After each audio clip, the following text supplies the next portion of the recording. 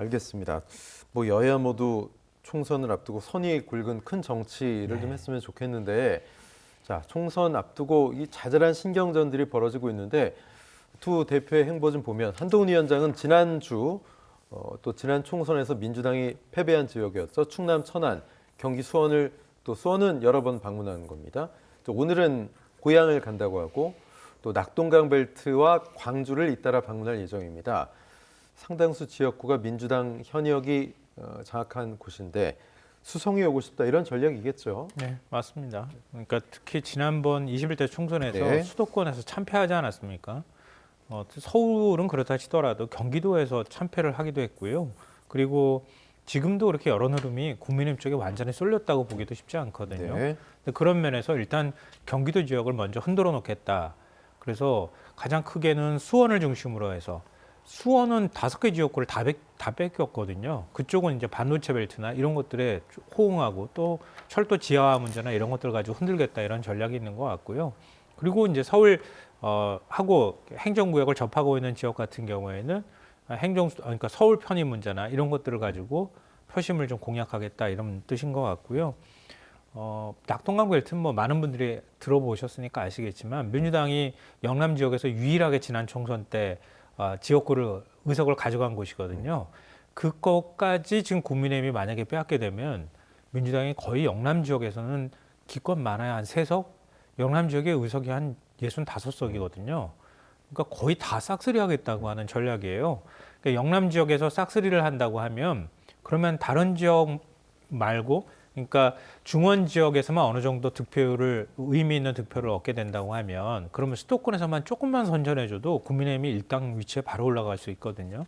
그런 전략을 갖고 있다고 보이고요.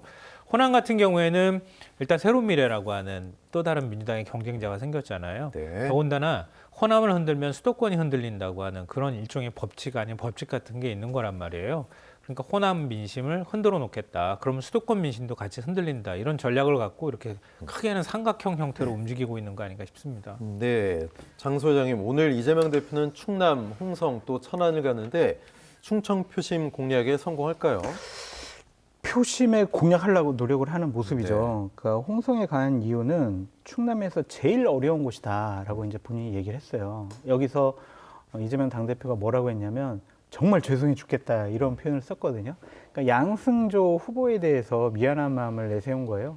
천안에서 이제 국회의원 하다가 홍성이 어려우니까 좀 전략적인 재배치를 해가지고 양승조 전 의원한테 상당히 미안하다라는 감정을 표현을 한 건데 양평도 그렇고요, 홍성도 그렇고요, 천안도 그렇고 민주당이 상당히 좀 어려운 지역이에요. 그리고 충청 표심이 좀 흔들린다라는 생각을 갖고 있으니까 어쨌든 선거 30일 앞두고 우리가 충청에 상당히 많이 신경 쓰고 있어요. 충청 민심 중요해요. 라는 이미지를 좀 주고 싶어 하는 것 같습니다.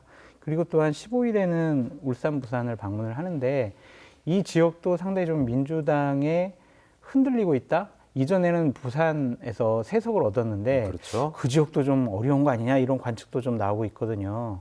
그래서 지금 이번에 뭐 충남, 홍선, 천안 14일은 대전, 세종, 충북, 15일은 울산, 부산 이렇게 방문을 하거든요.